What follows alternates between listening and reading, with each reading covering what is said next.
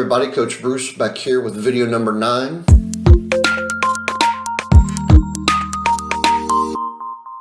Today we're going to do a little preamble video for a series we're going to start covering our limiting beliefs, our assumptions and fears, these 3 things that are holding us back from living our authentic lives and being able to be our true authentic selves and making all of our dreams come true. So in our last video, we discovered that our hole has a butt in it and you were right in the middle of your butt. So if you haven't watched the last video and you'd really like to know what I'm talking about, go back, take a few minutes, watch the last video. Like the video, subscribe to the channel if this is your first time here. If it's not your first time here and you haven't subscribed yet, what are you waiting for? Go ahead and subscribe. You're coming back, so therefore there must be something that you're enjoying, something that you're liking, something that you're learning. So go ahead and subscribe to the channel so you don't miss any of the updates, you don't miss any of the new videos coming out. So today we are going to discuss diagnosis versus prognosis. A lot of people think they're the same, but they're very different, right? So I'm not here to suggest to anybody not go to a doctor. If you need medical attention, go to a doctor, okay? Doctors they have a special calling on their life. My heart goes out to them. They do things and see things that nobody else in the world could ever do because of the calling that's placed on their lives and the passion that they have for what they're doing and for people. So don't misconstrue anything I'm about to say. I'm just using these 2 words, diagnosis and prognosis, and doctors as an example. So people in white coats, we tend to trust, we tend to believe the words that come out of their mouth, and they give us 2 things. They give us a diagnosis and then they give us a prognosis. Well, the problem is we tend to believe both, but only one is based in fact, right? So the same thing is with our life, right? We have a diagnosis and we have a prognosis. So let's break this down a little bit. When you go to a doctor, the doctor gives you a diagnosis. Your diagnosis is based on facts. It's based on tests, it's based on imaging, it's based on tangible proof that something is wrong. If you have broken an arm, there's going to be x-ray proof of that. Not only that, you're going to know that you broke your arm. If you got the flu, or measles, measles are going around right now really bad. Any type of affliction that you have, there's going to be a test and there's going to be verifiable proof that that is what's wrong with you. Now, after you've received your diagnosis, you're giving a prognosis. Prognosis are not based on fact, they're based on statistics, right? So let's say you came in and you had to get a knee replacement surgery, right? Well, there's going to be a prognosis on what your recovery rate's going to be and what limitations you may have based on how well the surgery went, how well your body heals, how well your body acclimates to recovery and physical therapy, things of that nature. The problem is, because we believe the diagnosis, we also buy into the prognosis. But there's always those people that tend to surprise everybody by not living up to the prognosis. There are people that have been told that they'll never walk again that end up running marathons. There are people that have been told they never see again that end up with near perfect vision. There's been people that have told they have months to live that live for years after that. And we look at those people as, oh my goodness, it's a miracle.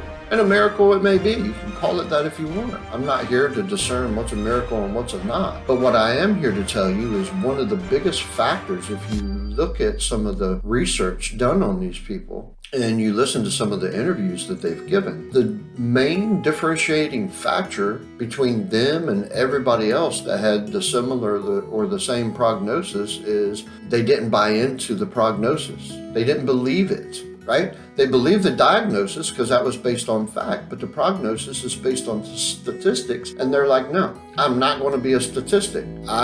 They say I never walk again, I'm going to walk again. They say I will never be able to see again, I'm going to see again. So we can take that example and we fold that into our normal everyday lives. And how many people have been given a diagnosis about their life and followed that with a prognosis, and they have the type of life they live because they bought into both, right? Diagnosis may be, hey, I grew up in the ghetto and nobody in the ghetto ever gets out of middle class, if they even see middle class. right? May never even get above the poverty rate, right? So so the prognosis is that, 95% of the people that grow up in poverty stay in poverty. So I'm part of that 95%, right? How many people have met somebody that is large and, obese, and their reasoning is, well, everybody in my family is big. Okay, well, that's a prognosis. Diagnosis is that you're obese. Prognosis is that everybody in your family is large and obese. Well, that doesn't mean you have to be, right? Genetics, believe it or not, plays less than a third into your physical makeup. So how many people have said, oh, well, I can't be a doctor, I can't be a lawyer. Nobody in my family's ever gone to school before. Nobody's ever gone to college. We don't have the money for college. Well, the diagnosis is that nobody in your family has ever gone to college. Prognosis is you probably won't either because you can't afford it. Nobody else in your family has. But does that make it true? Does that make it the truth? And that's another thing we're going to cover during this series is true versus truth. Just because something may be true for you doesn't make it the truth.